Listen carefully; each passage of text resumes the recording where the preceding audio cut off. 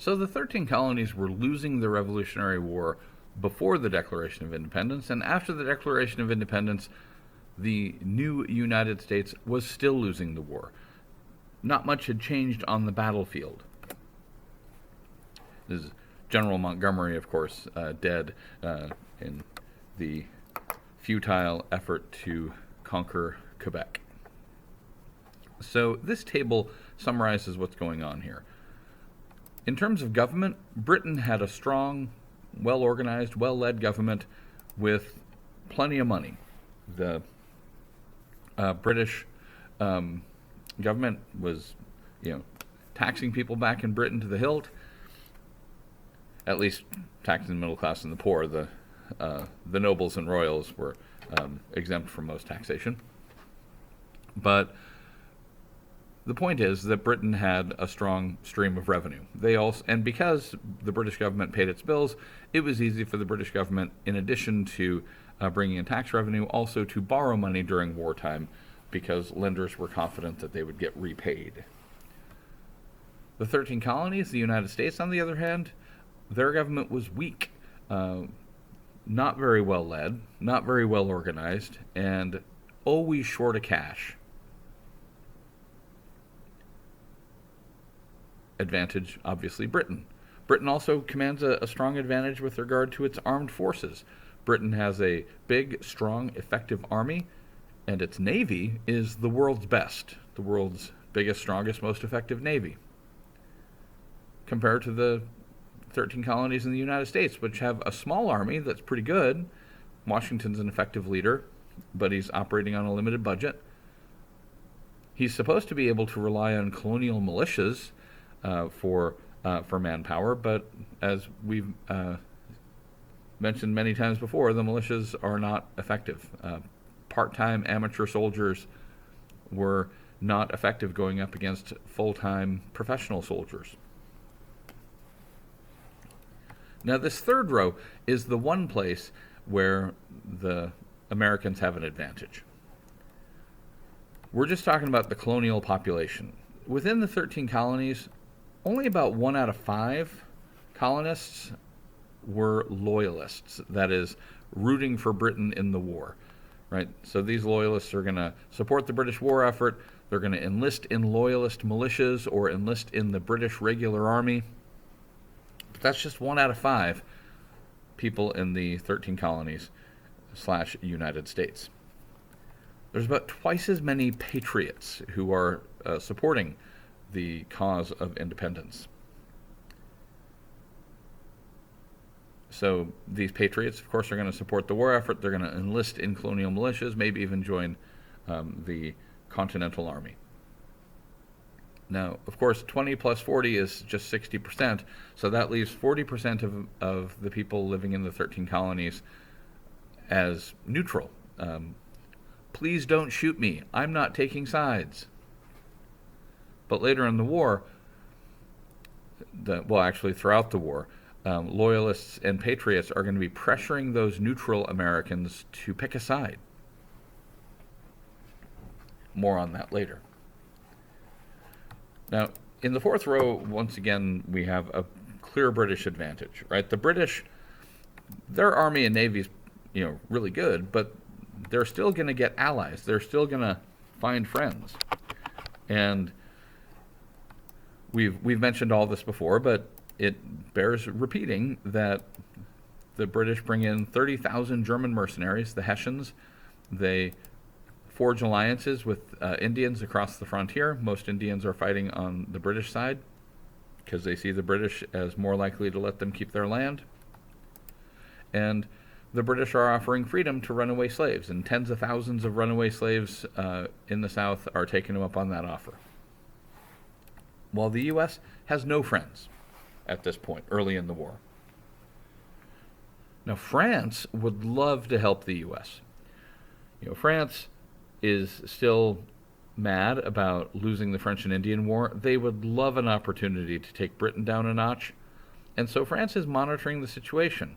But they're waiting for the 13 colonies and the young United States to show some fight, because they're not going to, waste French blood and treasure fighting for this new country that doesn't seem capable of fighting for itself. Now let's come back to the funding issue. Why is the government of the United States always short of cash? We've already seen that the people of the 13 colonies were the most prosperous people on earth. They're all yeoman farmers. Almost everyone is a yeoman farmer, which makes them substantially more prosperous than the average tenant farmer or peasant back in Europe. So how does the most prosperous people on earth have a broke government? Answer: well, they're also the least taxed people on earth, and they want to keep it that way, right? They're fighting this war against Britain because they don't want to pay taxes to Britain, and they don't want to pay taxes to their own governments either. Taxes were low in all 13 colonies, and now you have a new U.S. government, and Americans don't feel like paying taxes to that either, even during wartime.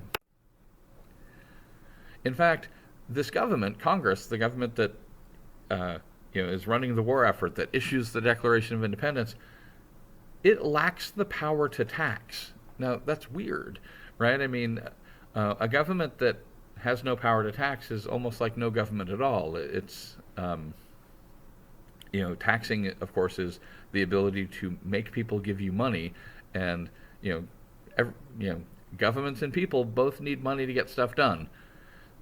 So if Congress has no power to tax, how do they propose to pay for this war? Well, maybe they can borrow the money, but there's a problem with that. I mean, they do borrow some money early on, but the thing about borrowing money is banks want to get paid, right? Banks don't lend money out of charity. Banks lend money because they want to get paid back with interest. And so just like banks today don't like lending money to unemployed people, because unemployed people, if they don't have a job, they're not making money, how on earth are they going to repay the loan? Well, similarly, back then, banks didn't want to lend money to this U.S. government that had no cash flow, right? A government with no power to tax is a lot like an unemployed person. There's no obvious source of income. So banks are afraid to lend money to the U.S. because they don't think the U.S. can pay them back, and they're probably right. Even patriots who own banks are hesitant to lend money to the U.S. government. They want to see the U.S. government thrive, but they don't want to squander their personal fortune. And another thing on that, if you lend money to the U.S. government and the U.S. loses the war, you're not getting paid at all, right? So it's especially risky in wartime to lend money to a country that is, at least so far, on track to lose the war. So Congress, since it has no power to tax, it's begging. It's asking the 13 colonies, the 13 states, for donations, right? Congress will sort of estimate the budget they need for the war, and then they'll, split that among the 13 colonies in a way that seems to make sense based on their population and their economies. And they'll say, hey, everybody, if each colony, if each state, just makes the donation that we're asking for, we'll be able to pay for the war this year. Well, imagine if taxes were optional, right? A lot of you have had jobs already, and you've seen all the deductions from your paycheck. Imagine if, like, every paycheck you got to choose whether or not to pay those. A lot of people would choose not to pay them, and well, the colonies were no different. A few colonies paid some of the money sometimes, but none of them paid everything they were owed every time, and most colonies never paid anything at all. So, and the reason for this is clear, right? I mean, in order to make those payments, colonial governments would have had to raise taxes on the colonists, and the colonists hated paying high taxes, so they're not going to anger them that way. So another strategy, Congress can issue bonds. Now, a bond is a piece of paper. It's an IOU. It says, hey, I owe you some money, and I'll pay you back in a few years. Every year that passes between when I first owed you money and you actually get paid is some interest will accrue, so you'll end up getting paid more than you lent. But the brilliance of a bond is it's a way to force people to lend money to you, right? Like the Continental Army, colonial militias needed food, they needed supplies, and they would get those food and supplies by taking them from from people. They would just take a farmer's harvest and give him a bond, give him this piece of paper that says, hey, if we win the war, in a few years when the government has its act together again, you'll get paid plus interest for the harvest that we just took so that we can eat. And they did the same thing with colonial merchants, right? I mean, if they needed guns or clothes or whatever, they would just take it and issue a bond, this IOU. So this is a way that the government can take what it needs for the army, take what it needs for, and colonial militias can take what they need, and by issuing bonds, people, it's super inconvenient, right? Because if you're a farmer, you've just lost your harvest. If you're a merchant, you've just lost your inventory, and it's going to be a hardship because this bond, isn't going to have any value unless and until the country wins the war and the government figures out, the government solves its cash flow problem. So let's check in on our boy G-Dub. George Washington is in charge of the Continental Army, and he's got his work cut out for him. His first problem is he doesn't have very many trained officers to help him. The colonists didn't do a whole lot of fighting in the French and Indian War, so there aren't a lot of guys like Washington who got battlefield experience as officers and are therefore qualified to train this army. So this is a real challenge. Also, Congress has given him very little money to work with, so he has to keep his army small. He would love if Congress would give him a ton of money so he could build a big professional army and go toe-to-toe with the British. With Washington's little army, it's forced a survival strategy on him. Washington spends much of the early years of the war trying to avoid battles with the British so that he can, because in a toe-to-toe battle, the small Continental Army is going to get wiped out. So Washington's just trying to keep his army together and keep it alive. And, he can't even afford most months to pay his army. Congress, a lot of months, there's no money to pay the troops.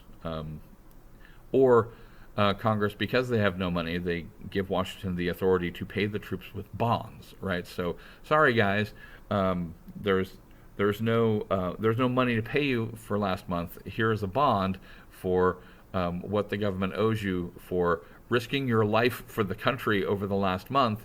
And if we win the war, when the government solves its cash flow problem, you'll be paid back with interest. Well, what would you do if you were going to a life-threatening job every day and you only got paid sometimes? You would quit, and a lot of patriots quit. People generally serve their term, right? They sign up to serve for some months, but at the end of their term, they bail because a lot of them had families to feed, and they had to go home and earn some money. I've mentioned before that Washington's supposed to be able to rely on militias. He can rely on militias to show up and eat his food and take his equipment, but when battle comes, he can rely on them only to run away. And consequently, because they're losing pretty much every battle, Patriot morale is sagging. It's very low by late 1776.